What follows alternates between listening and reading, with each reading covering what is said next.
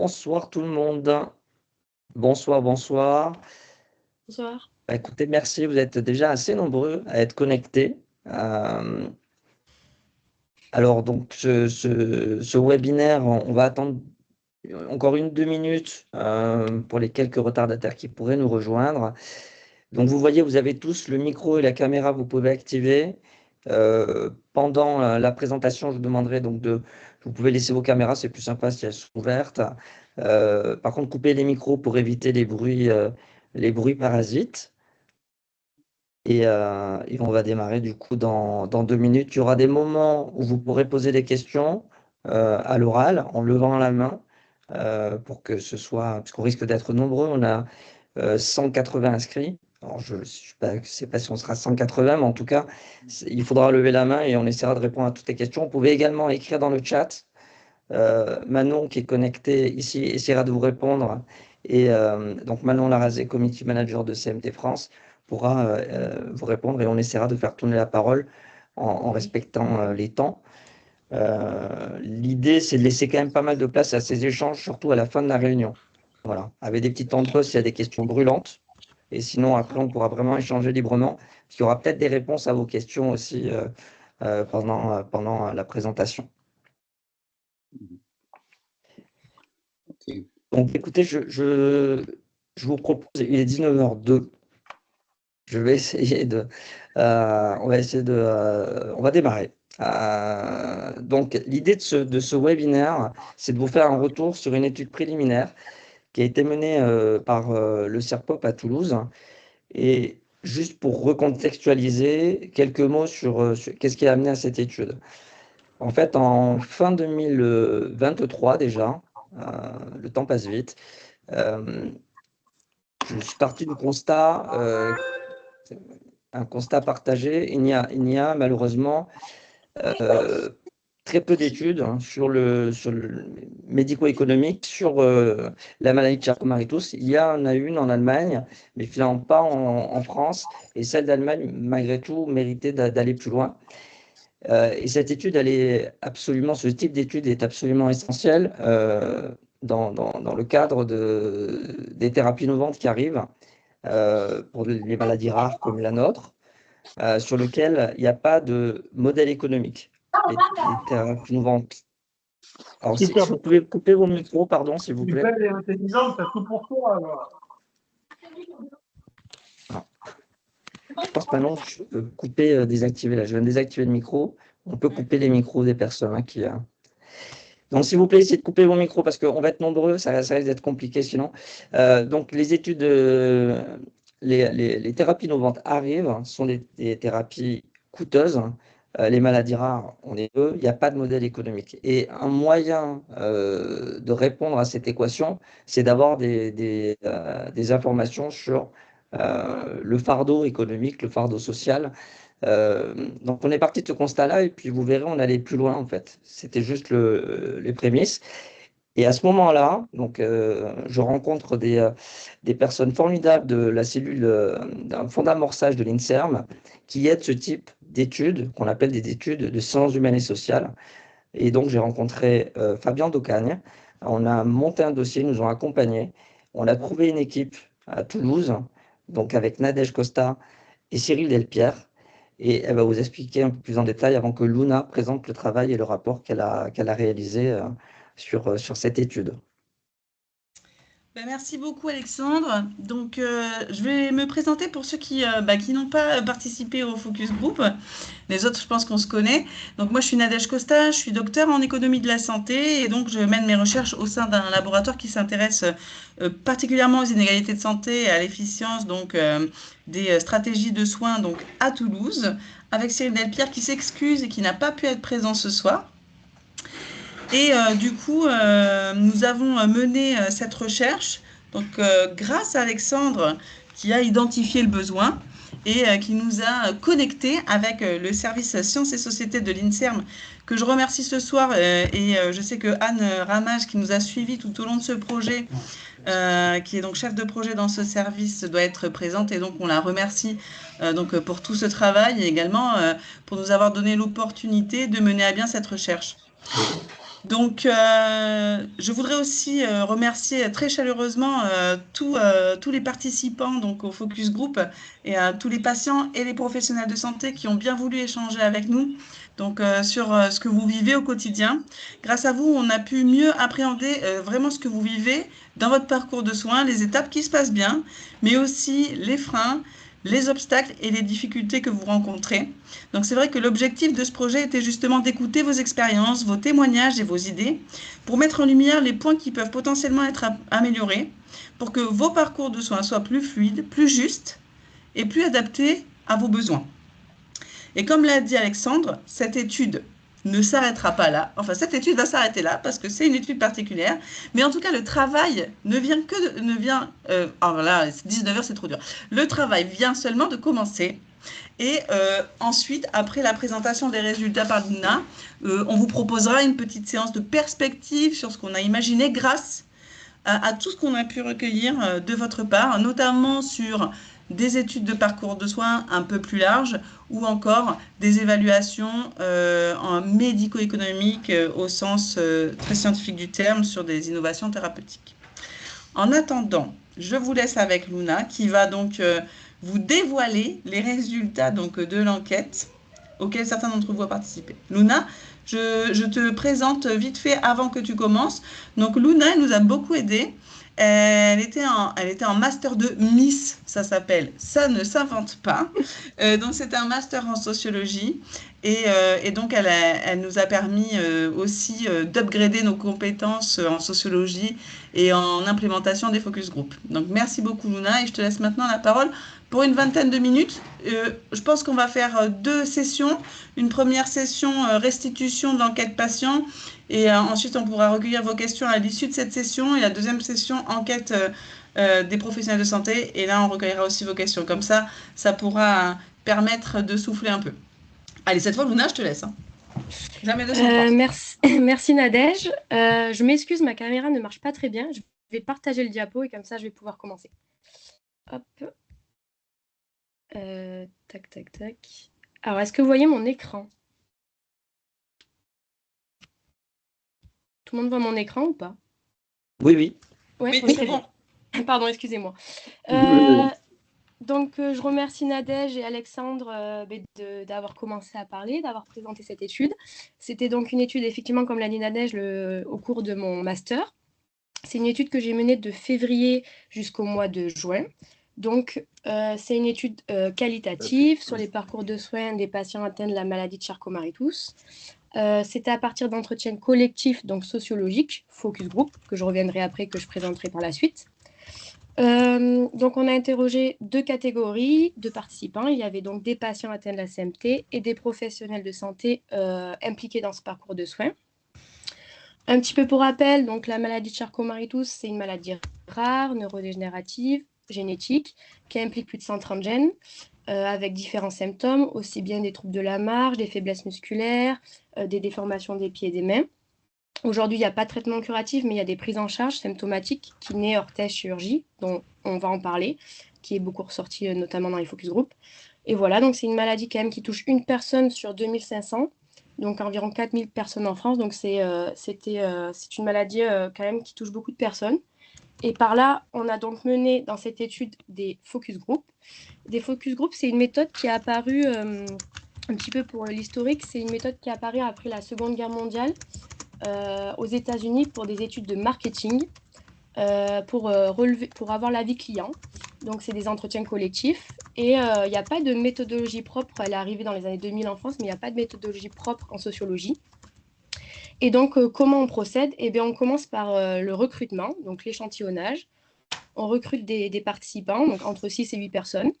Donc, sur notre étude, nous, on avait donc 2 focus group sur les patients, un en présentiel, un en distanciel, et un en distanciel avec des professionnels. Donc, ça a varié entre 5 et 10 personnes. Les participants ne doivent pas se connaître forcément en détail, ni le thème de la recherche en détail. Après, par la suite, on élabore un guide d'entretien. donc qualitatif pour encadrer la recherche, c'est-à-dire des questions. Donc moi, je pense qu'entre 6 questions, il n'en faut pas non plus énormément. C'est bien d'avoir des sous-questions, parce que pour ceux qui l'ont pu le vivre, c'est vrai que surtout sur des parcours de soins, c'est des histoires de vie, donc c'est important. Les gens ont des histoires, donc ça prend du temps de récolter la parole de tout le monde, donc, et pour pouvoir que tout le monde puisse parler. Par la suite, on élabore un questionnaire quantitatif, donc c'est la collecte de données sociodémographiques, donc l'âge, le sexe, en dépendant de notre thème. Ça permet d'avoir les informations et puis pouvoir aussi avoir des informations pour la retranscription et pour pouvoir aussi trier et analyser les propos. L'organisation logistique, donc on doit fournir un lieu calme, confortable pour la discussion si c'est en présentiel, également en distanciel, là on a UK, des horaires adaptés, une gestion de prise de la parole nécessaire. C'est bien d'être 2 ou même 3 sur des focus group, parce que sur des focus group, il y a une personne qui anime, il y a une personne qui récolte la parole, qui retranscrit ou qui enregistre. Luna, et puis, deux petites minutes, pardon. Ouais. En fait, est-ce que vous pouvez vraiment couper vos micros, s'il vous plaît, parce que sinon, on n'entend pas bien ce que Luna raconte. Merci beaucoup. Merci de vous assurer que vos micros sont éteints. Merci. Pardon Luna, vas-y, continue. Pas de problème, tu as bien fait. Et donc c'est bien d'être plusieurs. Et enfin, une fois qu'on a récolté, on retranscrit textuellement la discussion enregistrée et on l'analyse et on catégorise. Donc, pour rentrer un peu dans le vif du sujet, ce qui en est ressorti des focus group patients. Donc, avant de commencer, pour vous indiquer, on a eu donc 15 personnes qui ont participé à l'étude. Donc, autant bien que des hommes que des femmes. Un peu plus de personnes qui vivaient en campagne qu'en ville. Et on a aussi un échantillonnage au niveau des différentes CMT, un panel différent. Donc je remercie aussi beaucoup l'association CMT France, parce que c'est grâce à eux aussi qui sont mis en connexion avec des personnes qui voulaient participer à l'étude. Et c'est vrai que c'était très intéressant. Donc, après, on a eu aussi l'âge, on est entre 19 et 72 ans. Donc ça, c'était aussi très agréable, parce qu'il y avait aussi bien des jeunes étudiants, que des personnes retraitées qui avaient aussi un parcours professionnel, une vie différente. Et chacun pouvait amener sa petite pierre à l'édifice au niveau de nos questions. Beaucoup aussi de quarantenaires, cinquantenaires. Donc c'était intéressant. Et aussi au niveau des professionnels, un large panel, aussi bien des artisans, des professionnels intermédiaires, des employés, des retraités, des étudiants. On avait un petit peu plus de cadres et de professionnels intellectuels, mais c'était pas forcément gênant. Après, voilà, ça reste une étude préliminaire, donc 15 patients, ça reste un petit échantillonnage. Ça serait intéressant d'avoir plus de personnes, mais c'était déjà différentes personnes sur différentes professions et différents âges et différentes catégories, en tout cas. Ce qu'il en est ressorti, donc des thèmes, j'ai catégorisé en des thèmes de toutes les paroles, et le principal, ça serait des diagnostics et la découverte de la maladie, la prise en charge et le suivi des professionnels, tout ce qui est l'administratif et l'association des patients, les frais médicaux, les dents et la vie sociale. Donc je vais présenter un petit peu quelques thèmes. Je ne peux pas présenter tout, mais je vais en présenter quelques-uns, ce qui en ressort en tout cas et qui est flagrant. C'est le diagnostic et la découverte de la maladie. Donc, il y a 2 choses dans la découverte et le diagnostic, c'est qu'il y a des personnes qui vont être diagnostiquées très vite, très rapidement, au plus jeune âge, et d'autres plus tardifs. Et donc, ceux qui sont diagnostiqués plus rapidement, c'est grâce souvent à de la vigilance de pédiatre ou une orientation précoce vers un neurologue. Comme nous le dit une personne qui a participé, entre ma petite enfance et l'âge de 9 ans, en fait, j'ai commencé à pas mal tomber. J'ai eu des difficultés pour courir et j'ai eu la chance de rapidement, entre mon pédiatre, m'envoie rapidement voir un neurologue soupçonnant quelque chose. Docteur X qui m'a très rapidement diagnostiqué la CMT. Là, dès l'âge de 9 ans, la personne a été diagnostiquée, orientée. La personne, je crois, vivait en ville de mes souvenirs. Donc tout ça fait que le diagnostic a été fait très rapide. Il y a aussi d'autres axes qui rentrent en jeu, notamment l'histoire familiale, qui joue un rôle important. Là, une personne disait, on est 3 malades, enfin 6 sur 6 enfants. Dans la fratrie, on est 3 à être touchés par la même CMT 4V1. Et on a été diagnostiqués finalement très jeunes, c'est-à-dire au moment de la marche, c'est-à-dire vers 2 ans. Ça commence déjà à se voir. Et alors là, j'ai eu une chance dans le sens où mon grand frère avait été diagnostiqué CMT, mais sans savoir laquelle. Là, la personne nous dit que la CMT se voyait déjà au plus jeune âge, mais grâce à son frère qui avait déjà été diagnostiqué, elle a été plus vite prise en charge et plus vite diagnostiquée. Donc, c'est l'histoire familiale, vu que c'est génétique, ça rentre en jeu. Et à l'inverse, les diagnostics tardifs sont souvent dus à un manque d'expertise, des ressources et des spécificités en dehors du parcours médical standard. Ça peut être aussi des obstacles financiers et administratifs pour des personnes plus défavorisées. Comme nous le dit une personne, ça a toujours été difficile, on m'a toujours traité plus ou moins de feignante. Voilà, j'ai des fourmillements dans les mains. C'est pareil, on m'a toujours dit que c'était du stress. Là, la personne a eu très longuement un diagnostic qui a duré très longtemps. On ne l'a pas trop cru, ou en tout cas, ces symptômes n'étaient pas pris vraiment en compte. Et il y a aussi d'autres personnes où c'est aussi l'histoire familiale qui rentre en jeu, mais c'est plus tard. Parce que, comme le dit une autre patiente, moi j'ai été diagnostiquée très tard, c'est-à-dire il y a 10 ans à peine, suite à la mort de mon père. En fait, on a été chercher son dossier à l'hôpital Pasteur dont il dépendait. Et c'est là le neurologue qui m'a dit hop, hop, hop, on va regarder un petit peu. Et effectivement, les pieds très cambrés, mais moi étant jeune, je n'ai jamais eu de problème. Là, la personne le dit, c'est grâce, en fait, avant ça, elle n'avait peut-être qu'elle n'avait pas de symptômes ou elle en avait, mais en tout cas, elle pouvait les invisibiliser, ou en tout cas ne peut-être pas les reconnaître. Et grâce, malheureusement, à la mort de son père, les médecins ont été plus alertés et ont voulu vérifier ça et le neurologue l'a prise en charge. Donc chaque diagnostic est différent et est propre à chacun. Je le répète, là, c'est que des petits exemples parmi plein d'autres. Et j'ai anonymisé, bien sûr, mais chacun a son parcours et c'est vrai qu'il est à chaque fois différent. Mais on remarque quand même, il y a quand même quelque chose qui est important, c'est qu'il est souvent soit il est tardif, soit il est rapide dès le plus jeune âge. Il y a quand même des fois une sacrée différence. Pour le deuxième axe, le parcours de soins, du coup. Après ça, du coup, on a relevé qu'il y avait l'accès aux soins dépendait fortement du lieu de résidence et donc des niveaux de ressources. Comme nous le dit un patient, à l'époque, j'étais en région parisienne, donc mon parcours était relativement rapide, j'ai été prise en charge et j'étais vite aiguillée. Donc dès qu'on est dans des grandes villes, on a plus facilement accès à des soins, plus facilement prise en charge, des rendez-vous, que ça soit aussi chez les kinés, les places d'attente sont très longues. Il y a aussi le parcours chaotique, du coup des difficultés d'accès. Tout ça amène à des difficultés dans le parcours de soins. Tout dépend de là où on habite. Et aussi du coup des charges financières importantes qui se répertorient, comme les orthèses, comme le transport, comme le matériel. Et donc c'est tout ça, c'est difficile à corréler. Mais il y a des personnes qui disent, j'ai fait faire une paire d'orthèses à Nantes, j'ai dépensé 1 200 € de carburant et l'orthèse coûtait 2 300 €. Là, on voit que la personne a dépensé du carburant, a dépensé de l'argent et aussi un déplacement. Je me rappelle, je crois que la personne habitait dans le sud de la France. Donc c'est énormément aussi... il faut avoir aussi l'envie de se déplacer dans toute la France pour des choses qui sont très utiles, mais à la fois qui sont des charges financières importantes. Sur la prise en charge, il y a différentes prises en charge, mais il y a pour certains, en tout cas ce qui a été relevé, il y a une méconnaissance de la maladie. Je vais prendre l'exemple, donc j'ai anonymisé, je l'ai appelé Marc, qui était atteint de la CMT et qui a été diagnostiqué récemment d'un cancer. Et donc il va voir l'oncologue et l'oncologue lui dit « Présentez-vous, des antécédents ?» Je dis « Oui, Charcot-Marie-Tous. » Ça n'a pas l'air de l'inquiéter, j'ai une chimiothérapie qui n'a pas marché. Donc là, on voit que le premier oncologue, il ne passait aucune alerte, il fait sa chimiothérapie. Mais malheureusement, ça ne marche pas. Il va donc voir un second oncologue et lui dit « Traitement nouveau, effet secondaire important, vous avez des antécédents, je parle de la CMT, inquiétude immédiate, expliquez-moi, c'est quoi ?» Elle comprend que le traitement pourrait aggraver ma neuropathie. Donc là, on a une différence de réaction. Souvent, on peut peut-être le qualifier par un manque de formation et du coup, un impact direct sur la prise en charge. Ça reste un exemple parmi plein d'autres, mais ça peut être une prise en charge qui peut être difficile et qui est propre à chacun. Certains vont être très bien orientés, d'autres avec plus de difficultés, des parcours vraiment très, très différents. Il y en a, ça va être linéaire et d'autres, ça va être plus compliqué. Et enfin, les frais médicaux, donc toutes les charges financières, ce qui a été relevé, c'est les soins de pédicure non remboursés, le matériel médical indispensable avec dépassement, l'aide MDPH partielle, et en travaillant, on perd des droits. Tout ça, ça amène des frais, donc tout ce qui est semelle orthopédique, bottes de compression, soins psychologiques, qui sont maintenant limités à 9 séances, mais qui sont remboursés de 9 séances, mais après, il faut payer. Il y a aussi l'aide et les soins à domicile.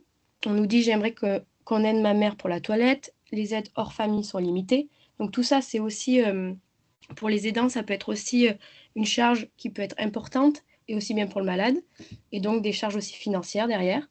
Mais on voit qu'il y a quand même beaucoup de stratégies. On le voit maintenant avec le sport qui est maintenant prouvé que c'est un bienfait. Et Bouge ta CMT le fait très bien parce que ça amène à faire du sport à la maison. Il y en a qui nous parlaient du yoga, du vélo, du piano pour les doigts. Donc beaucoup de stratégies personnelles en plus de souvent du kiné ou d'autres moyens de se soulager et de se sentir mieux. Et puis, il y a le côté administratif et association. Tout le monde, enfin, beaucoup d'interrogés nous parlent de l'association CMT France ou même d'AFM Téléthon. C'est une association qui partage d'expériences, d'une expertise collective, qui sont aussi bien là dans leur soutien, dans le partage.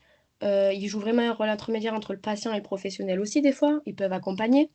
Ils collaborent dans la recherche, comme aujourd'hui on le fait. Donc c'est très important et on le voit souvent dans les papiers aussi qui sont souvent très lourds, qui sont compliqués, les changements de droit, tout ça. Donc c'est un grand soutien administratif et associatif derrière. Voilà pour la partie focus group patient. Je m'arrête. S'il y a des questions, peut-être que je suis allée un peu vite, je suis désolée, puis je suis enrhumée. J'espère que vous me comprenez bien et un peu stressée aussi. Donc j'espère que ça a été clair. N'hésitez pas. Super. Alors déjà, merci Luna. Luna a fini sa mission. Elle fait là, elle vient là en dehors de sa mission. Déjà, on la remercie de prendre sur son temps personnel. On te remercie en plus parce que je sais que tu as une grosse crève et que là, ça aide pas non plus. Euh, Et je remercie à nouveau, tu l'as dit tout à l'heure, hein, je crois que c'est Nadège qui l'a dit, merci infiniment à tous les patients qui ont participé au focus group, effectivement. Parce que tous ces verbatims, tout ce que vous avez eu là, c'est grâce à vos témoignages et au temps que vous avez passé dans ces focus groups, donc qui a nourri en fait le travail réalisé par Luna et Nadège. Donc merci également aux patients, j'ai vu qu'il y en avait quelques-uns qui étaient connectés aujourd'hui. Merci à vous infiniment. Merci. Donc, s'il y a des questions, alors il y en a quelques-unes dans le chat, Manon.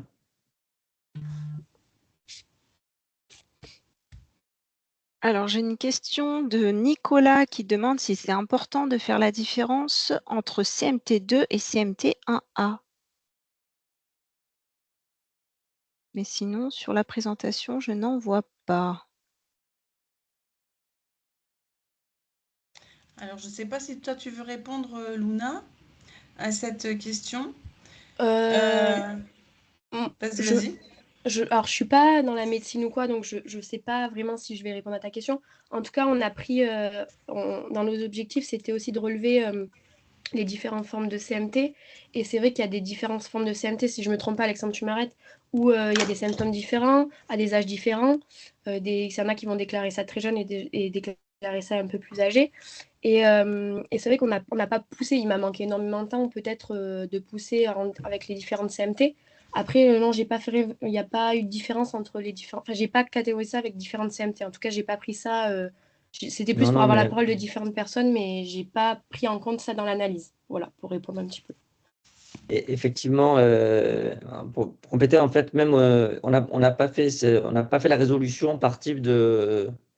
On n'est pas allé dans le détail de par type de CMT.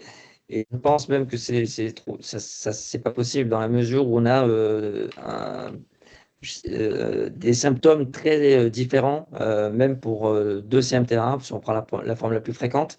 Il y a des CMT1A qui sont en fauteuil roulant, il y a des CMT1A qui sont très très légèrement affectés. Donc rien que pour dire un petit peu déjà dans l'impact donc sur une même mutation génétique. Et des mutations génétiques aujourd'hui, il y en a déjà identifié plus de 130. Donc, si on commence à rentrer dans ce détail-là, je pense qu'on rentre dans une usine à gaz. L'idée, c'était de prendre globalement, avec ces focus group, d'avoir différents parcours. Et Nadège, peut-être tu peux compléter sur l'approche peut-être statistique, méthodologie. Oui, en fait, je pense qu'effectivement, ce serait intéressant de faire la distinction, comme vous le dites, entre différents types de CMT, mais encore que comme on voit que même pour un type de CMT, les parcours sont différents. Donc en fait, c'est bien pour ça. Bon, alors après, on va faire un petit teasing hein, sur ce qu'on aimerait faire après. Mais c'est bien pour ça que finalement, en fait, pour bien étudier votre parcours de soins, il faudrait qu'on arrive à mettre en œuvre une étude dans laquelle pas mal de patients seraient inclus, pour lesquels on aurait donc justement la classification. Et là, en fait, avec une unité statistique assez grande, on serait peut-être en capacité de comprendre le parcours de soins de chaque sous-type. Voilà. Donc, comme a dit Manon dans le chat, vous pouvez lever la main aussi si vous voulez poser vos questions en live, hein, pas de problème. Hein.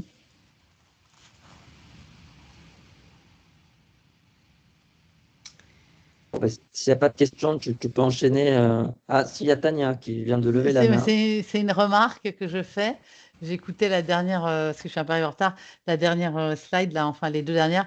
En tout cas, entre CMT1 et CMT2, pour ce qui est des neurotoxiques, des médicaments toxiques pour le nerf, il est clair que c'est un peu plus ceux qui sont des gènes qui sont reliés au problème de la myéline, qui donnent des problèmes de myéline, CMT1A, CMT1B ou autres gènes de la myéline, qui sont beaucoup plus prônes à avoir des problèmes d'aggravation suite aux neurotoxiques que les CMT2.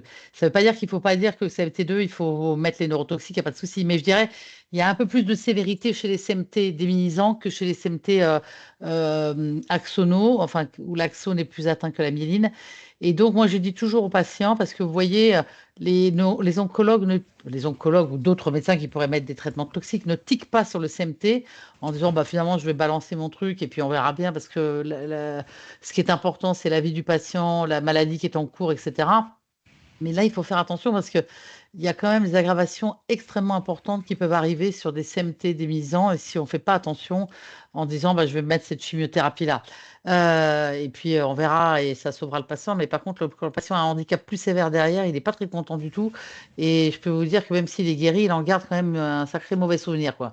Donc, s'il faut le signaler toujours quand il y a un médicament qui peut être toxique sur les nerfs, n'importe lequel, c'est pas forcément une chimio, ça peut être un autre type de médicament. Il faut demander si le médicament est toxique sur les nerfs et s'il l'est, à ce moment-là, il est de bon ton que le médecin qui prescrit le traitement, quel qu'il soit, discute avec le spécialiste pour savoir si c'est OK ou pas, quoi. Merci Tania. Alors peut-être préciser pour ceux qui ne te connaissent pas, tu es neurologue à la Salpêtrière. Voilà, pour ceux qui ne me connaissent pas, voilà. Je dis toujours ça aux patients, il n'y a pas de problème, on peut donner beaucoup de traitements, il n'y a pas de contre-indication majeure, mais il y a des médicaments toxiques qui aggravent la maladie. Ça, c'est très très clair. Et je pense que s'il faut les mettre, il faut vraiment discuter avec nous et l'oncologue, savoir s'il n'y a pas d'autres approches possibles, etc. Parce que c'est vrai que le handicap, c'est quelque chose qui reste en mémoire, hein. L'oncologue, lui, il a terminé son travail et puis il est content. Mais après, le handicap, il reste pendant plusieurs années. C'est nous qui voyons les patients et les patients se plaignent, quoi, évidemment. Donc, Manon, levez la main. voilà. Pardon, Tania. Allez-y. Manon, tu levais la main? Oui, c'était parce que j'avais une autre question qui est arrivée dans le chat de Céline. Alors, je la reprends juste. Céline qui levez la main, demande... Peut-être, allez, Céline a vu? C'est pas cette Céline, c'est une autre Céline qui a posé ok. la question. L'étude fait-elle la différence entre les formes sévères et moins sévères? Non, pour l'instant, on n'a pas. En fait, le problème, c'est que comme on n'a pas pu accéder à un grand nombre de patients, parce que les focus group, évidemment, en fait, c'est des méthodologies qui sont assez lourdes à mettre en œuvre, donc c'est sur un petit nombre de patients. Et en fait, même si on a caractérisé la population, donc on sait exactement quelle forme avec quel patient, on ne peut pas, au cours de l'étude, dire ce parcours-là, c'est en lien avec cette forme de manière précise. Pour ça, il nous faudrait une étude avec une puissance statistique, donc avec un nombre de patients beaucoup plus élevé.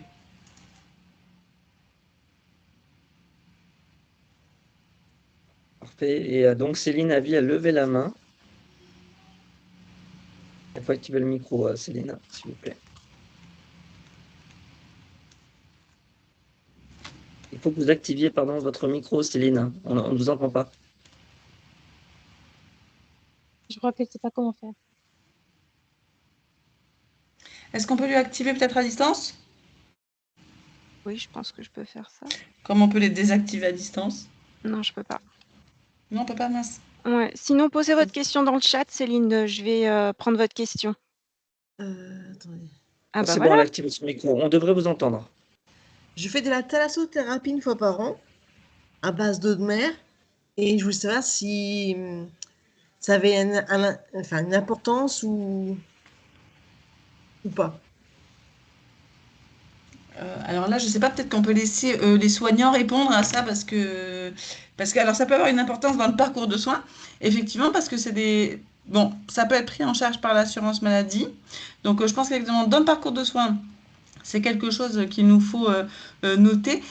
Mais d'ailleurs, Luna, peut-être que, je me souviens quand même que ces cures thermales, c'est des éléments qui ont été beaucoup soulevés par les patients. Si tu veux en Oui, dire oui. deux mots. Oui, oui, ça a été beaucoup soulevé par les patients. J'en ai pas beaucoup parlé, mais je vais en parler un petit peu sur les professionnels. Beaucoup l'ont relevé que c'était un grand bienfait. Toutes les cures thermales, tout ça, c'est des moments. Bon, c'est sûr que c'est aussi 3 semaines derrière où faut prendre son temps, c'est pour soi. Mais ça a des effets, en tout cas, ils ressentent un impact positif. Je pense qu'Alexandre va pouvoir appuyer mes propos, mais c'est beaucoup ressorti dans mon écrit. Je ne sais pas s'il sera partagé, mais en tout cas, je le marque. Et, euh, et c'est vrai que c'est très positif. Après, je ne suis pas médecin, mais les patients le disent. Oui, complètement, complètement, je rejoins. Voilà, on a une autre question, alors pour Tania, pour le coup, une question de Frédéric Mérieux. Le délai entre identification des symptômes et tests génétiques qui confirment et précisent le type de CMT, a-t-on une idée et n'est-ce pas ressenti comme beaucoup trop long? Alors, j'ai plus le délai en tête, c'est quoi? C'est 10 ans aujourd'hui? On sait qu'on veut le réduire, mais Tania, est-ce que tu as le chiffre en tête?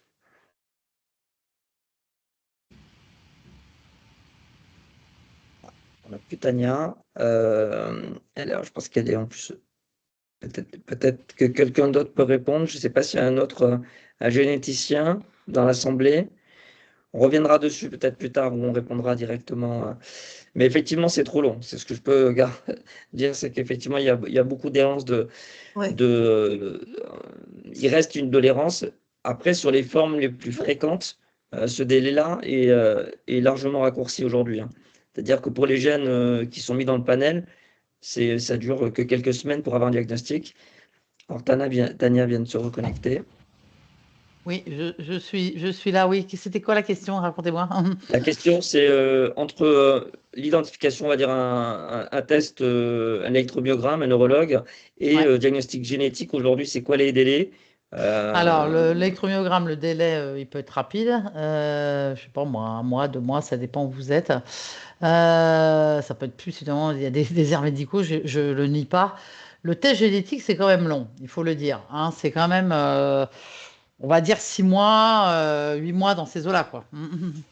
Oui, mais alors, si on parle d'errance de diagnostic, bon, quand tu es dans le panel, tu as ton résultat au bout de quelques mois, effectivement. Ouais. Mais si tu es sur un gène qui n'a pas encore été identifié, il y en a quand même pas mal encore aujourd'hui. Ah, bah alors là, L'errance, c'est combien? C'est 10 ans aujourd'hui pour bah, ceux enfin, qui n'ont oui, pas. oui, facile. Enfin, je sais pas. Oui. Ceux qui n'ont pas reçu de gène, bah, oui, ça peut être des années, quoi. Je veux dire, c'est vrai, hein. Donc, ça, c'est tout à fait vrai, hein. Il y a encore 70%, on va dire, les 60% des formes axonales qui sont non identifiées, hein. Encore aujourd'hui, même avec le génome, malheureusement, hein. Donc, oui, l'errance diagnostique, enfin, c'est une errance si on veut, oui. C'est-à-dire qu'on peut quand même poser des diagnostics de CMT malgré tout avec les années, avec le temps, mais on n'a pas le gène défaillant. C'est ça le problème, quoi, en fait, hein. Donc, voilà. Mais en fait, il y a quand même eu beaucoup de progrès, hein. Il faut quand même faut se remettre dans les années 90 où on avait quasiment que le premier gène, le PMP22, hein. Aujourd'hui, on en a plus Oui. de 130, hein. Donc, et tous les années, il y en a il y en a 2 ou 3 qui tombent, hein. Donc, Merci, quand même, il y a eu beaucoup de progrès, quand même, hein. c'est clair. Et ça s'accélère. On a encore la main levée, Céline. Céline, vous avez encore une question ou c'est Non, c'est Céline bon. Avis? Non? C'est bon. Ok, donc on a une main levée pour Isabelle et après je propose que Luna reprenne sur la deuxième partie. Isabelle?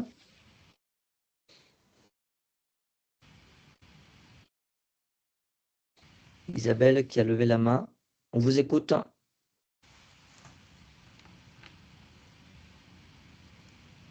Bon, on va reprendre. Je ne sais pas si Luna, tu peux reprendre la présentation? Et bien, je reprends, du coup, je repartage. Tac. Et normalement, c'est bon. Donc pour la deuxième partie, donc les focus group professionnels de santé, on a interrogé, alors là, on a eu une plus grande difficulté par manque de temps et aussi par manque d'implication. On a eu des difficultés à les mobiliser des professionnels. Donc on a interrogé 4 professionnels aussi bien des hommes que des femmes, donc un neurologue, un chirurgien orthopédiste, un podologue et une psychologue. Donc, sur ces résultats, il en est ressorti qu'il y avait une organisation du travail et des zones géographiques d'accès aux soins, la prise en charge et suivi des professionnels, le vécu patient et croyant, les frais médicaux, l'écart entre les professionnels et les patients, et du coup le manque de formation et de professionnels spécialisés. Donc ça, c'est un peu ce qu'il en est ressorti. Au niveau, donc, il y a eu la perception des professionnels et le décalage avec des patients. Donc, c'est un axe au niveau du vécu des patients sur la vision médicale. Il y a des fois de l'incompréhension, il y a l'annonce du diagnostic qui est un moment sensible. On nous dit les annonces de diagnostic sont chargées d'un maximum d'infos, mais les patients n'entendent pas tout à cause du stress et de la sidération. Elle rajoute, je me suis retrouvée avec une patiente persuadée qu'elle avait la maladie de Charcot alors que ce n'était pas le cas. Là, on voit que c'est des moments compliqués, même si le temps est pris, ben, la personne, elle est souvent sidérée, ça reste une annonce d'une maladie, et des fois incomprise, surtout avec le mot, le nom Charcot qui peut très vite être entendu, et qui peut faire peur. Il y a des perceptions des fois divergentes dans la gravité et l'impact de la maladie. Elle nous dit qu'il y a souvent le sentiment que les autres ne peuvent pas comprendre ce qu'ils vivent. Elle reçoit des fois des patients qui ont du mal à vivre avec la maladie et qui ont des suivis importants. Et moi, la question que je me suis posée, et c'était la question que je lui avais posée en tant que psychologue, est-ce que derrière, il y avait un énorme suivi psychologique à l'annonce de ce diagnostic? Et elle relève que même si des fois il y en a, il n'est pas toujours présent, même des fois pas du tout. Même si le professionnel cherche à adapter sa posture et qu'il essaye vraiment de répondre à toutes ces inquiétudes, c'est des fois compliqué. Et ça, c'est propre à chacun aussi. Elle nous dit, lors des annonces, l'émotion prend souvent le dessus, il faudrait plus de temps pour accompagner cela. Donc, il y a vraiment, elle relève ce point-là, qu'il faudrait vraiment plus de temps et plus d'accompagnement sur certains moments. Un autre axe important aussi, c'est la diversité et la complexité des parcours de soins. Donc, il y a différents engagements. Chaque personne va s'engager différemment. Certaines patients vont être très impliqués et vont suivre régulièrement leur parcours, tandis que d'autres vont hésiter ou vont refuser certains traitements, notamment la chirurgie, qui est des fois lourde. Le chirurgien au lit, il y a des patients qui ont été diagnostiqués assez tôt et qui demandent vraiment des informations, des suivis et qui le font bien. Soit d'autres patients qui ont été diagnostiqués tardivement avec souvent une errance de diagnostic, avec du mal à arriver jusqu'au diagnostic et souvent aussi une forme de rétention ou de refus de la chirurgie. Là, il nous fait part qu'il constate qu'il y a différentes personnes. Il relève aussi que c'est souvent autour de 30-40 ans qu'il y a plus d'actifs et souvent parce qu'ils arrivent vers des décompensations. Donc, il a différentes populations de personnes qui viennent à des âges différents avec des diagnostics plus ou moins tardifs. Et il dit on est beaucoup sur une population d'actifs autour de 30-40 ans et c'est souvent autour de cet âge-là qu'ils arrivent les décompensations. Arrivé à cet âge-là, il faut qu'ils se décident à réagir. Beaucoup passent beaucoup trop de temps avec des chaussures orthopédiques et donc c'est pour ça qu'ils arrivent parfois assez tardivement à la chirurgie. Et ça, c'était une question que moi je me suis posée aussi. Je ne connaissais pas forcément la maladie et je lui ai demandé mais à quel moment il faudrait venir vers vous en tant que patient. Et il dit tout dépend de comment la maladie évolue. En fait, il y a un peu un moment donné, il faut la chirurgie et il faut y aller à ce moment-là et c'est pas toujours simple peut-être pour le patient d'y accéder. Et ça fait part aussi aux coordinations de soins où là, il y a différentes communications. Par exemple, il y a certains patients qui vont être informés qu'il faut absolument éviter la chirurgie. Et il y en a d'autres qui sont pris en charge tardivement et c'est souvent inadéquat et parfois irréversible, on ne peut plus se faire opérer. Et donc ça rentre en jeu aussi du coup des difficultés de coordination entre la ville, l'hôpital, les inégalités territoriales. Si on habite en grande ville, c'est plus facile. Et c'est souvent un peu le parcours du combattant quand on habite en campagne, forcément, parce qu'il faut se rendre à des lieux, souvent à des centaines de kilomètres. Le neurologue nous faisait part, il y a très peu de spécialistes autour de moi. Dans certains départements, comme le Cantal, il n'y a aucun neurologue formé à cette pathologie. Donc là, les personnes qui habitent dans le Cantal doivent faire beaucoup de kilomètres. Donc c'est des dépenses, c'est aussi une ressource, c'est des dépenses économiques, c'est aussi, aussi le vouloir d'aller aussi loin. Et c'est des fois peut-être compliqué déjà d'aller vers un médecin. Même si tout ça c'est compliqué, il y a quand même, ils le disent, des conseils, des indications. Comme là on parlait avant de Malalou-les-Bains, de tout ça, des choses. La kiné déjà, j'essaye de leur indiquer que les étirements, je leur dis l'importance de la kiné et de l'activité sportive. S'ils ont besoin de chaussures ou de semelles aussi, on les conseille, pardon. il dit par la suite, donc nous, on a la chance de travailler avec un réseau de chaussures orthopédiques et de consultations à Rayon Poincaré, mais on n'a pas de podologue salarié au sein de Poincaré. Je conseille, oui, les cures thermales régulièrement. Je sais qu'à la Malou-les-Bains, il y a une cure thermale spécialisée CMT avec des bons échos des patients. Donc là, le chirurgien oriente, conseille, comme le neurologue, comme un psychologue, comme une podologue, ils orientent vers d'autres spécialistes pour essayer d'orienter au mieux le patient et peut-être aussi dans des villes où le patient n'avait peut-être pas trouvé ce spécialiste-là et ce bon spécialiste aussi. Les frais médicaux, donc pareil, il y a certains qui sont pris totalement en charge et d'autres non. D'autres restent coûteux, comme des orthèses, comme des chaussures adaptées, des déplacements vers des centres spécialisés, ça va coûter très cher aussi. Donc ça amène beaucoup de frais et d'inégalités aussi. Les professionnels, ils notent qu'il y a vraiment un impact financier vraiment au niveau des ressources des personnes et de leur situation géographique. Et donc, ils nous disent certains renoncent aux orthèses car même avec une prise en charge partielle, cela reste trop cher. Ou la pédicure spécialisée, ce n'est pas pris en charge, donc beaucoup de patients attendent trop avant de consulter. Donc ça, on voit aussi que c'est des choses qui peuvent rentrer en jeu et donc la personne va peut-être renoncer à des soins et donc moins bien se soigner. Et donc aggraver peut-être sa CMT. Ils ont relevé un autre point aussi qui était important et c'est pour ça que j'en parle, la formation des professionnels qui avait été un peu aussi citée au niveau, donc on voit des corrélations entre patients et professionnels, il y a des points communs, même si je partage la présentation. Il y a vraiment un manque de formation et de spécialistes sur le territoire français. Et le chirurgien nous dit, je pense que ça reste aussi une maladie qui est méconnue chez les chirurgiens, même les orthopédistes du pied. Je participe à un DU du pied enseignement national. La CMT n'est que abordée, même dans l'enseignement d'orthopédie générale. J'ai appris la CMT il y a 11 ans à l'hôpital Poincaré, mais la connaissance était limitée avec des notions anciennes de traitement des pieds creux par tarsectomie ou autre chirurgie lourde. Je réalise aujourd'hui que ces interventions peuvent faire des dégâts ou ne pas corriger la déformation. Il y a un défaut de connaissance et d'enseignement même chez les orthopédistes.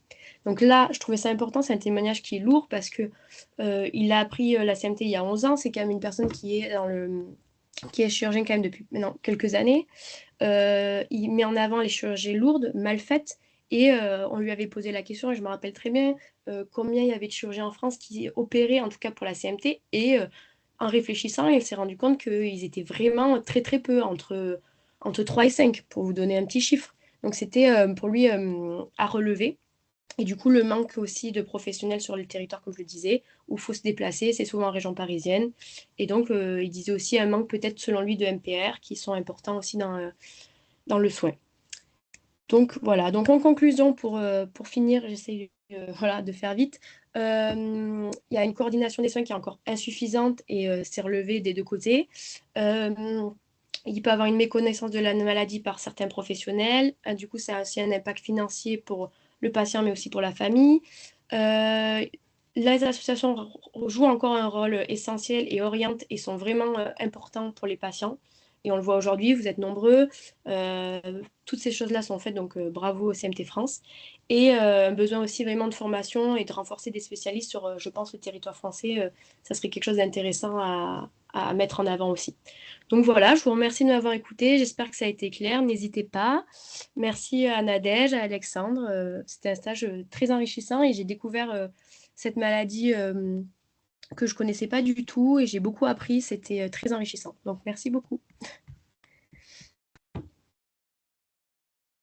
Merci à toi, Luna. Super, super présentation. Il y a qu'à voir dans le chat, tu as plein de remerciements. Merci beaucoup, c'est très gentil. Tu as fait un super boulot, on est vraiment ravis. Le rapport sera disponible, on va le partager, le rapport complet qui fait combien de pages, Luna? Alors, j'ai plus de mémoire, mais entre Dans les 70 ou 80 pages, 60, non? ouais. Ouais, dans les Ouais. 60-80 pages. Et ça sera, je cite, je préfère, ça sera peut-être plus clair et des points plus éclaircis parce que là, j'ai vraiment raccourci. J'avais envie de beaucoup plus parler, mais c'est difficile. Et j'ai tout anonymisé. Donc, peut-être, bon, certains vont peut-être se reconnaître, mais tout ça est anonymisé. Et j'essaye voilà, d'un maximum de pas déformer vos propos. Et je l'espère que ça ne sera pas vu comme ça.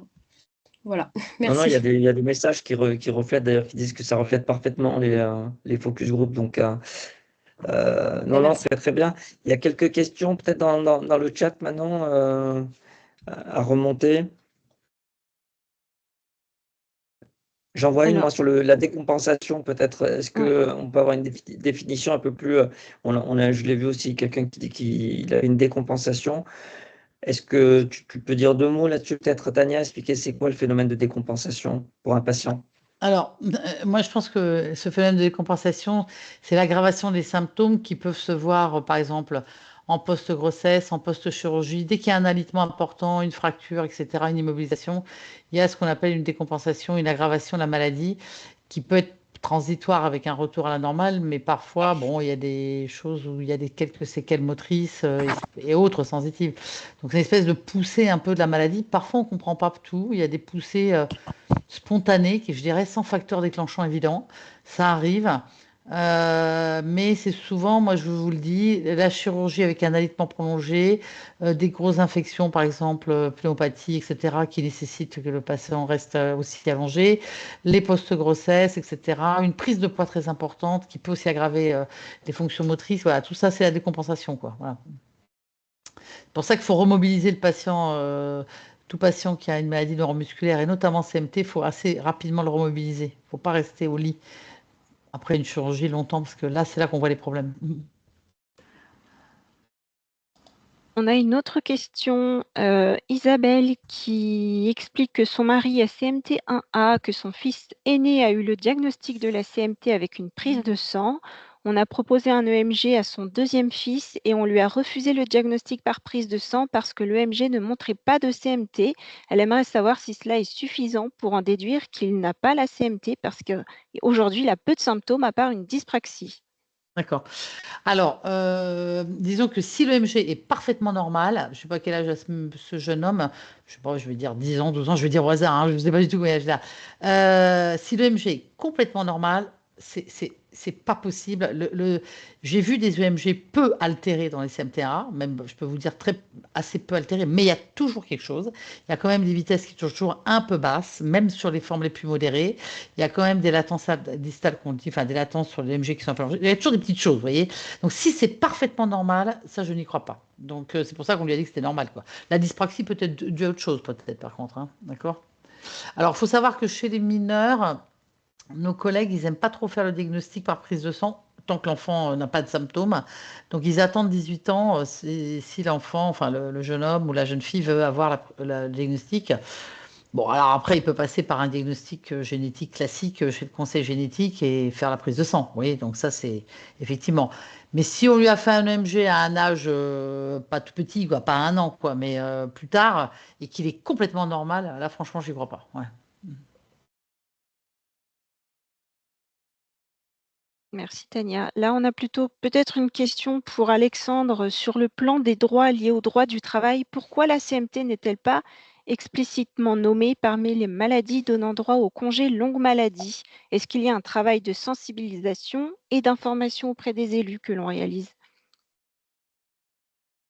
C'est une bonne question honnêtement, je ne connais pas ce cadre. Alexandre, pour avoir mon collègue qui fait des expertises pour Ouais. le public, bon après ça peut être pour le privé aussi, mais là franchement on peut, comment dirais-je, on peut argumenter, je ne sais pas si c'est dans les textes qui est marqué congé longue maladie, mais l'expert qui est saisi par, je veux dire l'instance qui emploie la personne peut tout à fait indiquer un congé longue maladie s'il le souhaite, si ça se nécessite, hein, fractionné, pas fractionné, etc.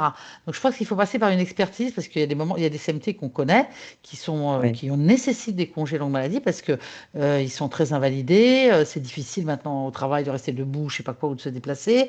Donc il n'y a pas de raison que ces gens-là soient exclus de ce système-là, hein. Donc il faut passer par une expertise qui lui leur donnera. Une expertise auprès de qui, du coup, Tania? C'est des On experts s'adresse médicaux, c'est des experts médicaux qui sont désignés par par par la Sécu? Par la Sécu? soit par la Sécu, soit soit c'est des médecins. Par exemple, l'entreprise ou la DRH dit bah voilà, je sais pas, cette personne est en arrêt de travail maintenant, qu'est-ce qu'on fait? Elle a du mal. Ça peut être les médecins du travail qui saisissent et puis il y a un expert médical qui donne son avis sur ou le patient peut saisir lui-même d'ailleurs en disant moi je veux une expertise parce que j'ai besoin de m'arrêter pendant longtemps, je me sens plus capable, quoi. Ça peut être. J'imagine, puisqu'on parle de congé longue maladie, donc c'est dans le cadre du travail. Donc la Ouais, médecine du travail, c'est certainement aussi le premier point d'entrée. oui, Déjà, la il médecine du peut les travail. solliciter, voilà, tout à fait. S'il y a un conflit là-dessus, qu'ils ne veulent pas le congé longue maladie lui donner, etc., à ce moment-là, une expertise et l'expert donne son avis. Ok, merci. Et Dans le même EMG, cadre EMG, ça veut dire électromyogramme. C'est espèce de diminutif, quoi. EMG, ça veut dire électromyogramme, quoi. Voilà. Vous savez, c'est les aiguilles, là, les neurologues, quand ils nous torturent C'est sur la stimulation leur chaise à électrique et les torture. aiguilles. Voilà, c'est ça. Voilà. Voilà. Juste sur le plan plaidoyer juridique, on va dire, il y a une question aussi sur la prise en charge des semelles, des orthèses, et j'ai répondu aussi pour ceux qui n'ont pas vu dans le chat. On mène un plaidoyer là, c'est un combat qu'on doit mener pour la prise en charge justement de ces soins, et notamment de la pédicurie qui est vraiment pas pris en charge du tout. Et il faut qu'on fasse évoluer ces droits-là. Donc on monte un dossier, on espère avoir gain de cause. On aura besoin de vous certainement si on fait une pétition, je ne sais pas. En tout cas, on va travailler avec une saisine auprès de la HAS, la Haute Autorité de Santé, pour les mobiliser avec un vrai plaidoyer et faire évoluer nos droits sur ce plan-là. Les diabétiques ont ces soins pris en charge. Ce n'est pas notre cas, alors que c'est des soins courants chez les patients CMT. Et l'étude l'a mis en avant aussi, n'est-ce pas, Luna et Nadège? Oui, oui, c'est vrai que ouais. Non, mais c'est une étude quand même enrichissante et c'est vrai que j'aimerais que ça amène à beaucoup plus de choses par la suite, en espérant. Alors moi, je vois dans le chat un truc qui apparaît, conflit entre APHP, enfin entre Salpêtrière et Garches, pardon, excusez-moi. Non, pas du tout. Alors là, franchement, aucun conflit. On travaille très bien avec nos conseils de Garches, avec nos collègues de Garches, pardon, excusez-moi. Vraiment, on s'entend super bien avec eux. On travaille d'ailleurs avec les chirurgiens de Garches parce qu'on a bien confiance dans la chirurgie du pied dans l'ancienne école de Normandie. Donc, puis nos collègues de Garches. Donc, vraiment, ça se distribue par secteur. Ceux qui sont dans le secteur ouest peuvent aller à Garches. Ceux qui sont dans le secteur parisien, ou je ne sais pas comment dire, nord, etc., peuvent aller ici. Il n'y a pas de souci. Vraiment, on n'est pas en concurrence. Et en plus, bon, les tests génétiques, on les présente tous sur les mêmes plateformes. Donc, il n'y a pas de... Non, non, vraiment, nous, on travaille avec... D'ailleurs, nous, enfin, l'idéal, ce serait d'avoir au moins une consultation tous les trimestres ou tous les 4 mois ici de notre collègue orthopédiste de Garches pour les patients qui sont plutôt parisiens ou autour de Paris pour les pieds qui nécessitent des interventions. Vous voyez, ce serait de faire venir la personne pour que ceux qui sont de Paris, autour de Paris, là, du Nord par exemple, n'aient pas à se déplacer sur Garches. Quoi, vous voyez, mais enfin, ça peut se faire, hein, c'est pas le problème, mais ce serait même le mieux. Quoi, vous voyez. Non, non, on s'entend très très bien avec les gens de Garches. Ouais. Parce que les chirurgiens du pied, il n'y en a pas beaucoup des bons. Quoi. Il y en a ailleurs, hein, bien sûr, dans d'autres villes, hein, mais je veux dire, après, dans la région, c'est pas toujours évident, quoi.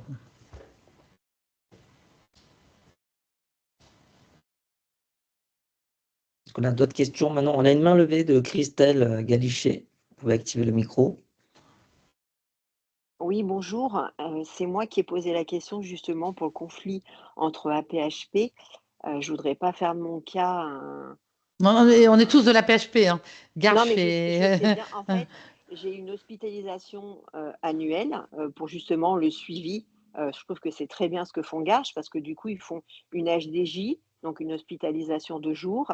Et du coup, dans la journée, je vois tous les patriciens, donc neurologues, psychologues, neuro, ergo, tout ce qui s'ensuit, et électromyogramme malheureusement. Et ma dernière consultation du mois de juillet, l'hôpital de Garches ne comprenait pas pourquoi j'avais un suivi à la Salpêtrière et un suivi du coup à Garches. Donc c'est ce que j'ai expliqué dans le message. La Salpêtrière me suit le dossier familial pour la recherche génétique et le neurologue qui était là, qui m'a pris en charge, m'a dit il y aura un conflit d'intérêts pour votre suivi, donc je vais tout renvoyer à la Salpé. Et moi, j'ai dit je ne veux pas parce que je suis à 20 minutes de Garches. La Ouais, c'est normal, ouais. Salpêtrière, pour Ouais, moi, ouais. c'est à 1 h 30. Et pourquoi j'ai posé cette question? C'est que je suis en train de... Malheureusement, ça fait 30 ans que je me bats pour la recherche génétique. Et si malheureusement, on m'oblige à aller à la Salpêtrière, je vais être obligée d'arrêter la recherche génétique pour penser à mon suivi neuro.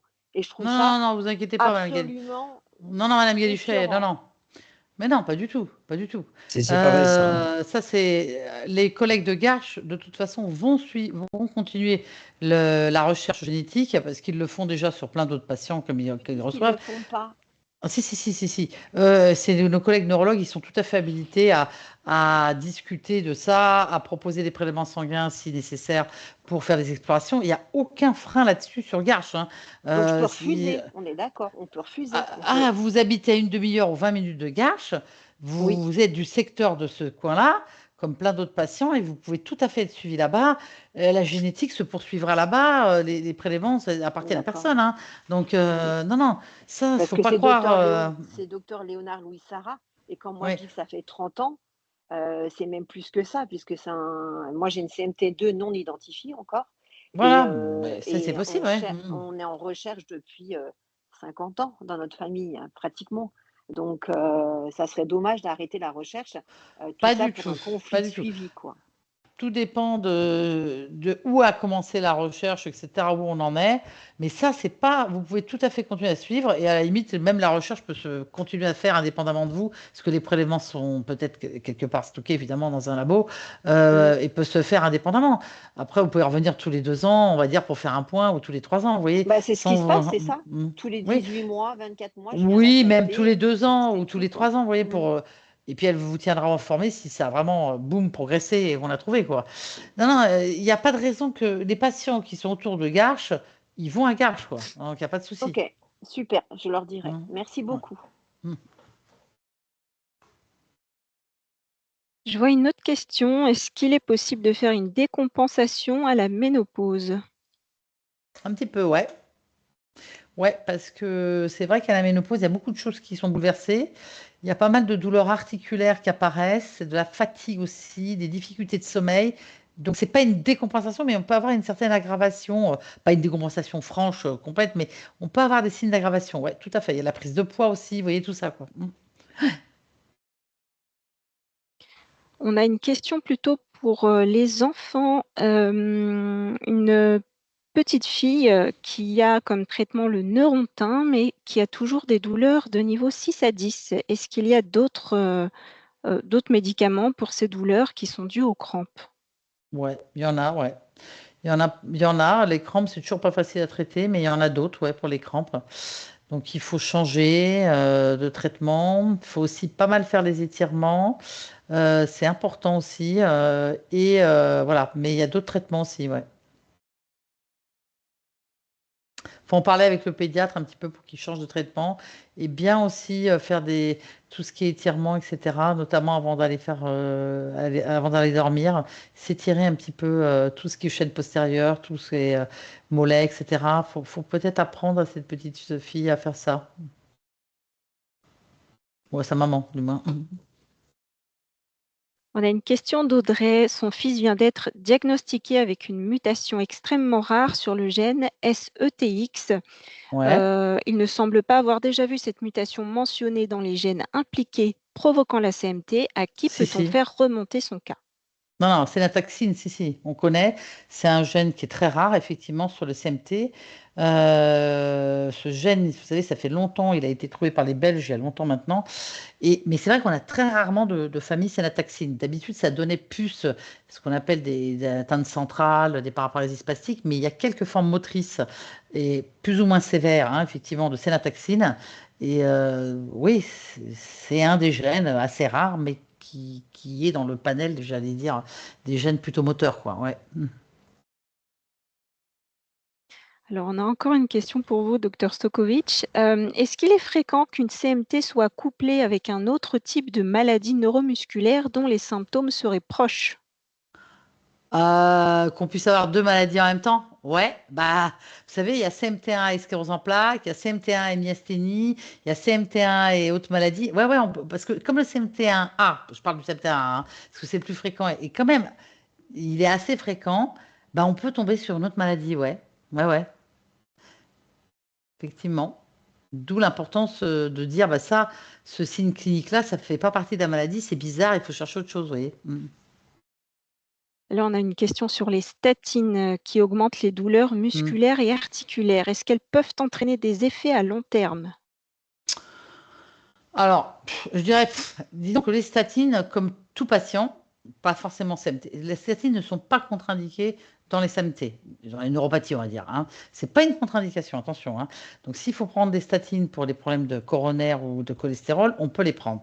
Seulement, bien entendu, elles peuvent entraîner des crampes, des douleurs musculaires, etc. D'accord?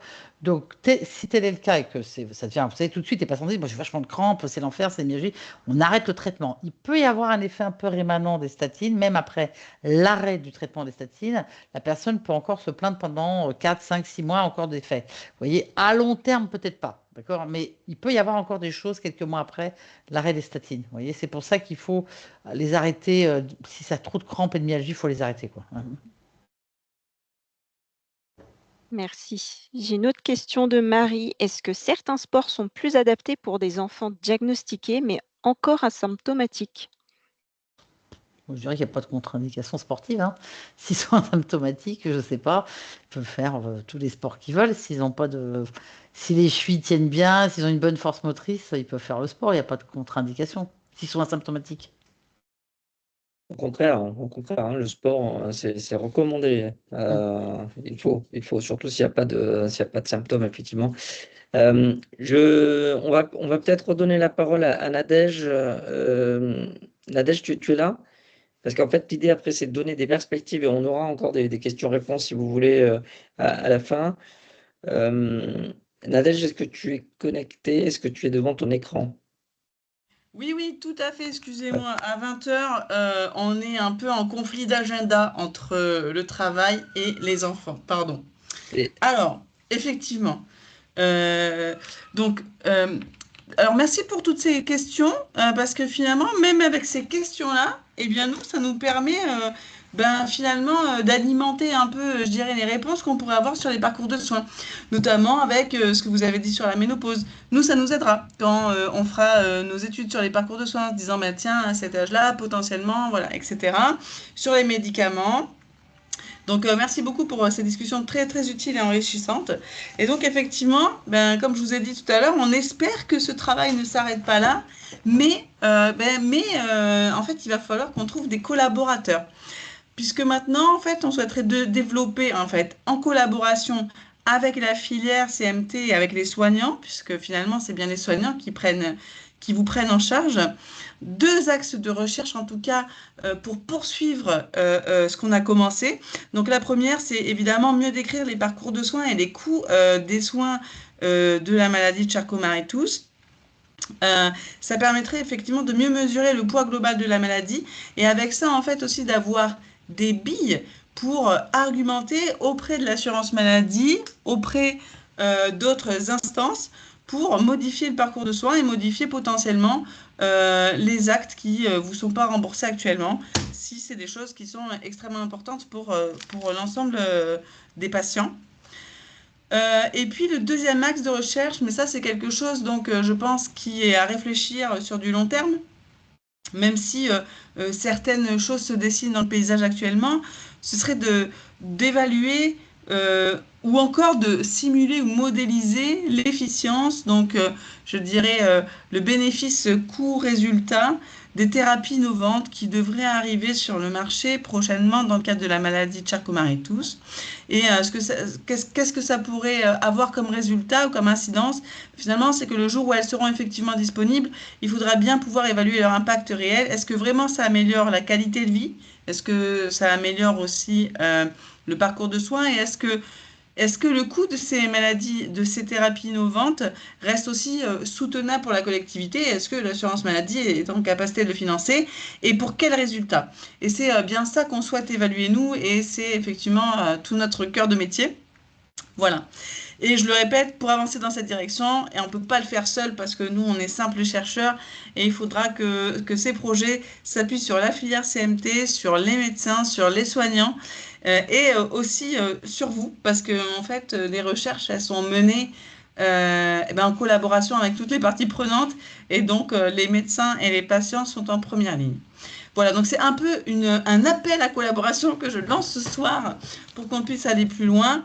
Voilà, donc si jamais Alexandre pourra aussi je pense, nous mettre en contact pour ceux qui restent mobilisés sur ces sujets-là. Mais nous serons très, très heureux de pouvoir continuer ce qu'on a commencé en tout cas. Et merci encore à tous pour tous ces échanges. Merci, merci Nadège. Oui, effectivement, la suite, c'est ça. Là, c'était une étude préliminaire et vous avez bien compris que ça pose les bases d'une étude beaucoup plus robuste, beaucoup plus importante sur deux versants, donc qui viennent d'être exposés par Nadège. Et pour ça, on a besoin aussi de travailler avec les soignants. Alors là, c'est la filière FINEMUS, hein, pas la filière CMT. Il n'y a pas de filière spécifique CMT, mais je pense que tout le monde a compris. La bouteille à la Pardon, mer aussi, je pense excusez-moi, que j'apprends Tania a encore. compris que la bouteille aussi des soignants arrivait donc sur son rivage, n'est-ce pas Tania? Et également les autres soignants. En fait, on a un conseil médical dans lequel il y a Tania, évidemment, mais on a aussi Arnaud Isapov, on a Chara Mataria, on a d'autres cliniciens, dont des spécialistes de CMT. Et évidemment, ce type d'études, Nadège a déjà présenté à l'époque au conseil médical, ce type d'études les intéresse. Donc, je pense que les collaborations seront possibles. Ensuite, il y aura la question du financement. Il faut savoir que ce projet-là, il est englobé dans un autre projet européen plus grand. Donc, c'est un module, on va dire, d'un projet européen plus grand sur lequel on attend aussi une réponse de l'Europe. Si la réponse est favorable, il sera financé. Et à ce moment-là, on pourra avancer sur ce projet de recherche. Si ce n'est pas le cas, il faudra trouver d'autres modalités et probablement avec le soutien, quoi qu'il en soit, de la filière FINEUS. Est-ce qu'il y a d'autres questions, justement, sur la suite ou d'autres questions en général? Ok, on a Joyce qui a levé la main.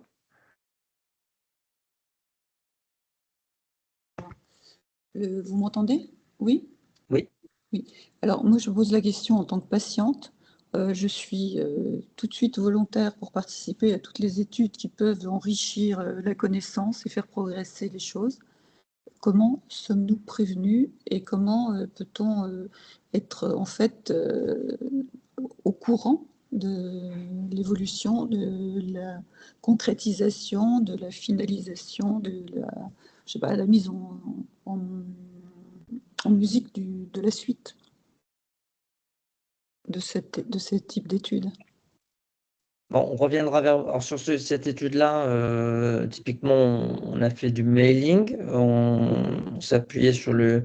Manon peut-être peut compléter, parce qu'elle nous a beaucoup aidé pour le recrutement. La méthodologie, réseaux sociaux ou mailing, je ne sais plus exactement comment on a fait. On a fait les deux. On a fait un appel sur les réseaux sociaux et on avait fait aussi un mailing. Auprès des associations concernées. Auprès surtout de nos adhérents. Des associations, voilà. Des adhérents, oui. De l'association CMT France, tout à fait. Ok. Mais bon, je ne sais pas quand ça s'est produit, peut-être que je l'ai zappé, je ne l'avais pas vu. Je ne sais pas quand vous avez démarré cette démarche. Okay, le recrutement, c'était quand déjà le recrutement, Manon? Je ne me rappelle plus très bien, c'était plutôt début d'année. Début d'année, mais parfois nos mailings, je ne sais pas pourquoi, arrivent dans les spams. Oui, mais moi j'ouvre mes spams aussi tous les jours, matin. C'est mon premier geste du matin, de regarder mes messages. En tout cas, ce sera par ces canaux-là. Et on a aussi le MAG, CMT France, qui est un canal d'information aussi. Donc, on tiendra au courant et typiquement, le résultat de l'étude, encore une fois, le rapport on le mettra sur le site internet, disponible, téléchargeable pour tout le monde. Et il y aura une synthèse qui sera fournie également certainement dans le MAG. On a Christine Prudence qui a levé la main. Oui, bonsoir à tous. Je suis Christine, donc déléguée régionale CMT France pour les Hauts-de-France et je suis atteinte de la CMT1A.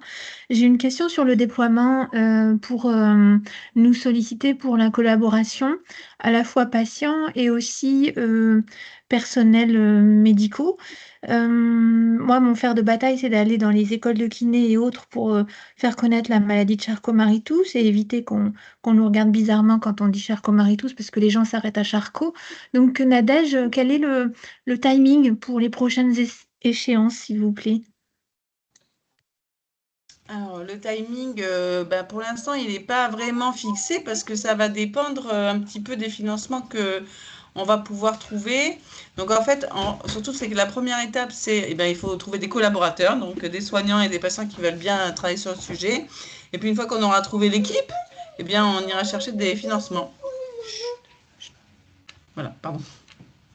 Ok, merci.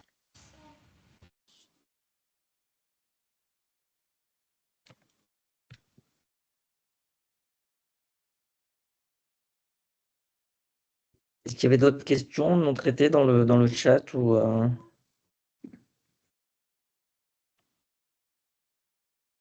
avait une question d'Isabelle. Son mari a 59 ans et se sent très fatigué. Il demande s'il est possible d'avoir une retraite anticipée suite à un AVC. Il avait eu un aménagement de 2 jours de télétravail par semaine et il a bien récupéré de son AVC, mais il a quand même eu un retentissement sur sa maladie.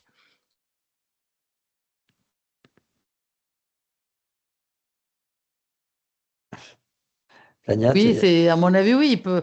Après, c'est à négocier avec l'employeur et j'imagine la Sécu, cette histoire de retraite anticipée. À mon avis, s'il a des séquelles, il peut. Oui, ça dépend un peu de l'employeur ou en invalidité deuxième catégorie, si c'est pas retraite anticipée, oui, quoi. Ça dépend un oui, c'est peu peut-être. de l'entreprise, quoi, j'imagine, quoi. Au moins la validité deuxième catégorie, en attendant une retraite un peu, peut-être à 62 ans ou à 60, ouais, des choses comme ça, quoi. Mais ça, je pense qu'il faudra en discuter avec le social, quoi, et le DRH, enfin l'entreprise, quoi. Ouais, l'entreprise pour la partie retraite, oui, ça Ouais. dépend, c'est pas du Parce que ça médical. dépend, il y en a qui sont publics, il y en a qui sont privés, ça dépend un peu Exactement. bon, mais l'invalidité, oui, deuxième catégorie, ça c'est sûr, hein. Oui, ça c'est général. Stéphanie Marucci, Marcucci, Marcucci. pardon. Oui, bonsoir. Vous m'entendez? Oui.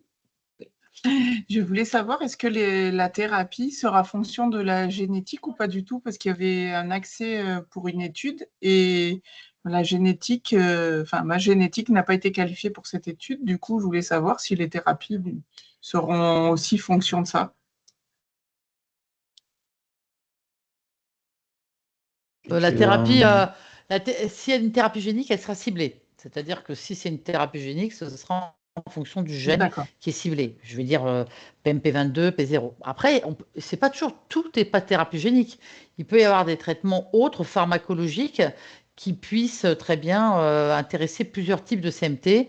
Donc la thérapie génique, c'est une façon de traiter la maladie. Mais il ne faut pas tout mettre dans la thérapie génique. Je pense qu'il y aura peut-être d'autres traitements pharmacologiques qui pourront aussi aider les patients, quoi, vous voyez. Je crois beaucoup en la micronutrition. Oui, peut-être, je ne sais pas. En tout cas, il y a quelque chose, voilà, il y a probablement des choses à explorer ailleurs, quoi. Ouais. Mais la thérapie génique, elle sera forcément ciblée, ouais. En fait, ça dépendra du type de thérapie, c'est ce que dit Tania. Et ça, vous pouvez regarder le webinaire sur notre chaîne YouTube. On a fait un webinaire sur les avancées thérapeutiques de la recherche en France. Donc, les différentes approches avec la thérapie génique, effectivement, les thérapies de petites molécules, donc qui vont cibler peut-être plus large, ou sur un mécanisme de telle maladie. En fait, ça dépend vraiment du type de médicament et son mode d'action, en fait, qui peut bénéficier à toutes les CMT. On a par exemple l'essai clinique sur NMD Pharma qui agit pas sur quelque chose de spécifique aux formes, sur lequel on s'attend, on espère avoir une réduction de la fatigue, des choses comme ça, mais qui ne va pas guérir complètement la maladie, mais qui pourrait améliorer les symptômes, réduire les symptômes. Voilà, donc ça dépend vraiment du médicament et son mode d'action. Voilà, ça peut être ciblé comme ça peut être beaucoup plus large. Oui, j'ai reçu le mail et j'ai sorti toutes les études pour les lire, justement. Merci. Après, ce qui est essentiel, tu m'arrêtes là, je parle sous couvert d'Agnès Stochkovic, est-ce qu'il faut avoir un diagnostic génétique pour participer à un essai clinique? Ça dépend des essais. Par exemple, celui-là, oui, c'était obligatoire d'avoir le diagnostic génétique. Il était large en termes de spectre de CMT1, CMT2, mais ils exigeaient le diagnostic génétique pour être sûr de ce que je pense que ce qu'ils incluent pas des neuropathies qui ne seraient pas génétiques.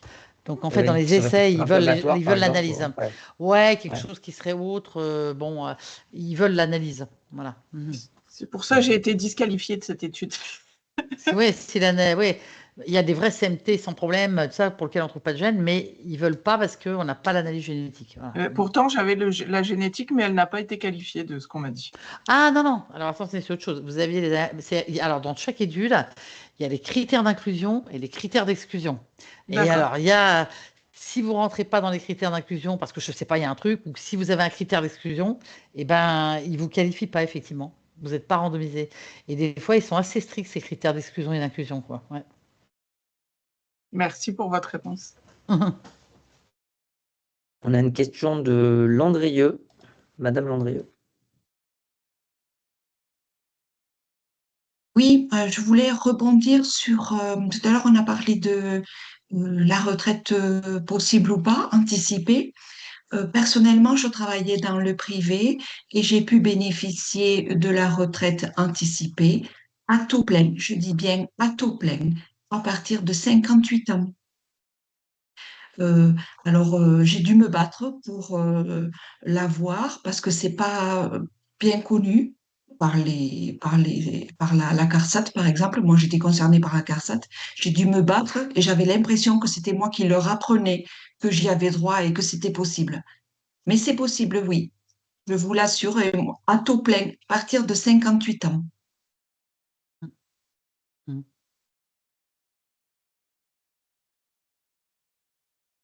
Ok, ben merci, merci pour l'information. Est-ce que ça dépend peut-être de la caisse de retraite? Non? Ça dépend si c'est public, privé, je pense. Enfin, il y Moi, a des c'était le trucs privé. différents. Hein. Ouais, Hmm. c'est peut-être pas partout pareil, quoi. Donc après, je pense que ça Ça dépend dépend un peu des les caisses de conventions, des retraite trucs. où on Ouais, c'est cotise ça. aussi. Ouais. Oui. Non, je pense pas. Le privé, c'est pour tout le monde pareil. Tout le monde y aurait droit dans le Mais, privé, ouais. mais c'est pas très connu et il faut se battre. Ouais. Peut-être se faire accompagner par des assistantes sociales ou quelqu'un, quoi, enfin, qui connaissent un peu ça, quoi. Oui, alors on n'a pas réponse à tout. Hein. Typiquement, sur ce genre de choses, on ne maîtrise pas tout. Là-dessus, on se fait accompagner par d'autres organismes. On a parfois des questions et on renvoie vers Santé Info Droit, enfin, ou d'autres organismes spécialisés sur le plan juridique. On n'a pas une équipe juridique. Je rappelle, on est une équipe de bénévoles. On ne maîtrise pas tous les sujets. On n'a pas un staff juridique. Et donc, on ne s'aventure pas à répondre à toutes les questions, notamment très techniques comme celle-ci. On a une question de Christelle Galichet.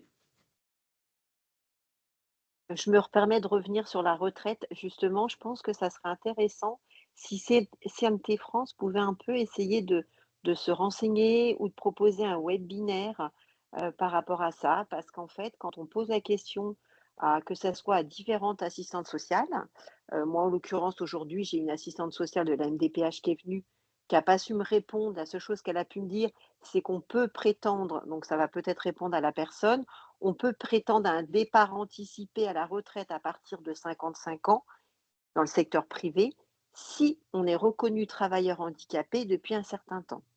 Elle ne m'a pas donné les années. Après, ils n'arrivent pas à expliquer davantage. Moi, quand j'ai été à Gare, j'ai aussi posé la question à une assistante sociale qui n'a pas su me répondre. Et je pense que la retraite, ça serait peut-être un sujet peut-être intéressant un jour à traiter parce qu'en fait, on est plusieurs à se poser la question et parce que malheureusement, quand on arrive dans l'âge, on est fatigué et on tient comme on peut pour travailler. Et c'est vrai que si on peut partir un petit peu plus tôt à taux plein, c'est fort intéressant. En l'occurrence, là, on pourrait peut-être partir à 55 ans dans le secteur privé si on est reconnu travailleur handicapé depuis un certain nombre d'années à taux plein, même si on n'a pas cotisé le nombre d'années nécessaires, apparemment. Il y a des informations, il faut aller sur le site de la CNAV et en tapant, vous regardez, il faut prendre les sites officiels, impôts.gouv. Je suis dans l'expertise comptable, c'est pour ça que je me permets de dire ça. Voilà. Si ça peut aider quelqu'un. À mon avis, il faut un peu, au moins 10 années d'RQTH, hein, au moins, je pense. Hein. Je pense qu'il faut Parce que beaucoup. s'il y a quelqu'un qui s'est déclaré. Ouais, Ouais. Si quelqu'un est depuis 2-3 années RQTH, ça colle pas. Hein. Ouais, je pense. Mais c'est vrai que c'est un sujet intéressant qui serait peut-être Mm. utile à pas mal de personnes. Voilà. C'est sûr. Ok. Ben, merci, on prend bien bonne note de cette remarque. Il y a eu plusieurs questions sur cette thématique et c'est aussi l'intérêt d'avoir des échanges comme ça en live, de sonder un petit peu les problématiques que l'on rencontre. On aura, parmi les sujets qui sont souvent remontés, qu'on n'a pas évoqué aujourd'hui, on a beaucoup parlé de la douleur. C'était quelque chose qui est commun à beaucoup de CMT. Et on aura un webinaire, le prochain webinaire, ce sera le 12 novembre. Donc, on va communiquer bientôt dessus et on va traiter de cette thématique-là. Et typiquement, d'autres sujets, on vous sollicitera par mailing ou par réseaux sociaux, justement avec l'aide de Manon pour récolter quelles sont les problématiques, les thématiques que vous souhaiteriez qu'on aborde sous ce format-là, qui est très sympa. Je trouve qu'on peut échanger, que ce soit avec des médecins ou des spécialistes dans tel ou tel domaine. Pour revenir peut-être à cette enquête, est-ce qu'il y a d'autres questions sur la suite à donner? Est-ce qu'on a répondu à tout, Manon? J'ai 2 questions concernant cette étude, cette enquête.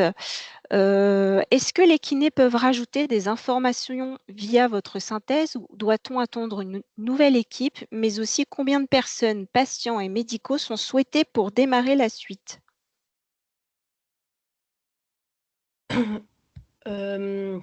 Concernant les kinés, je les avais sollicités, mais on a eu un manque cruel de kinés et aussi de temps. On n'a pas pu, j'ai pas pu les interroger. Et moi, mon stage se finissait, il me fallait aussi du temps pour derrière analyser toute la partie.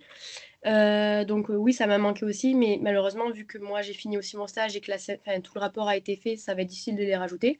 Après, s'il y a une autre étude plus poussée, non préliminaire, bien sûr, et je l'espère qu'ils y seront parce que je pense que leur témoignage est aussi important. Et là, malheureusement, je n'avais pas ce témoignage-là de leur part. Après, pour l'autre question, je ne sais pas trop y répondre. Combien de personnes souhaitaient?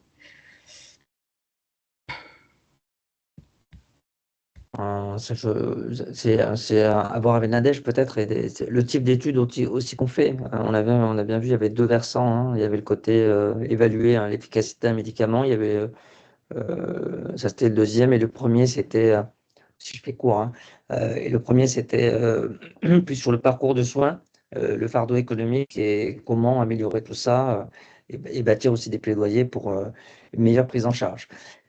Je reviens sur un sujet, il y a eu les cures thermales qui ont été évoquées sur la mauvaise prise en charge. Là, typiquement, c'est un plaidoyer qu'on va mener parce qu'il y a un projet de décret s'est passé aujourd'hui par l'AFP. Et j'ai eu la cure, le directeur de Le Malou-les-Bains, donc partenaire de Cure CMT, qui m'a alerté en disant, là, il y a un projet de loi qui vise à réduire la prise en charge ALD spécifique Cure CMT de 100% à 65%. Ce qui est certain, c'est qu'on est dans une période où le gouvernement va chercher à faire des économies. Donc, il va falloir qu'on se batte. Vous pouvez compter sur nous là-dessus. Là, on est en train de dire on va essayer d'avoir des droits supplémentaires. Déjà, vous vous rendez compte, là, on a des signaux où on veut réduire certains droits. Donc, il faut être réaliste sur le contexte sans être pessimiste. Il faut quand même être réaliste sur le contexte économique actuel et politique, pas très favorable aux maladies rares et pas très favorable économiquement généralement. Donc, on va se battre là-dessus, rassurez-vous. Avec les autres associations, hein, parce que ça Ah oui, concerne plein de typiquement, parce qu'il n'y a gens, pas que nous, hein. sclérose oui. en plaques, je ne sais pas, moi, Parkinson, enfin, rhumato aussi, qui a beaucoup de cures sur les rhumatos et tout. Donc, il faut se mettre à plusieurs hein, pour les taper du poing. Parce que là, Exactement, ils risquent de taper sur les cures thermales, hein, franchement. Oui, donc c'est Il y a réduire un à grand danger, 65%. grand danger.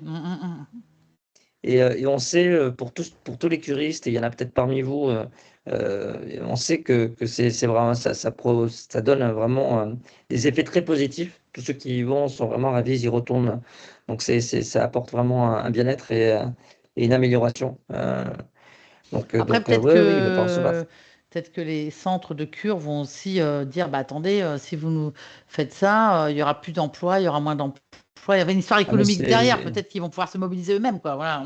Bah, j'en ai parlé avec il y a la Ouais. chaîne thermale du Soleil, enfin je ne vais pas m'étaler trop là-dessus, mais en tout cas sachez qu'il y a ça, et effectivement il faut qu'on va bâtir un plaidoyer, et je veux dire c'est une économie d'un côté, mais c'est une grosse perte aussi, c'est tout un tourisme, c'est tout une économie et des emplois qui vont en pâtir, hein, parce que le nombre de curistes qui y Ils vont vont pris en disparaître, charge. tout à fait. Et ouais, je sais pas, mais il faut faire attention là, hein, parce que là, ils essaient de taper dans pas mal de choses. Oui, c'est pas le premier sujet où on dit attention. Il y a aussi certains médicaments où il y aura une prise en charge il y a des projets aussi pour réduire la prise en charge de certains médicaments. Donc comptez sur nous en tout cas, on va pas se laisser faire, on va se battre. Et on a besoin de vous aussi parce que la force de l'association, bah, c'est la force de ce collectif, de vous, adhérents, de votre participation à cette étude, à ce webinaire, de votre mobilisation en fait, hein. Donc merci à vous aussi. On a 5 minutes de la fin, je pense qu'on a fait le tour, on a répondu à toutes les questions, il commence à être tard.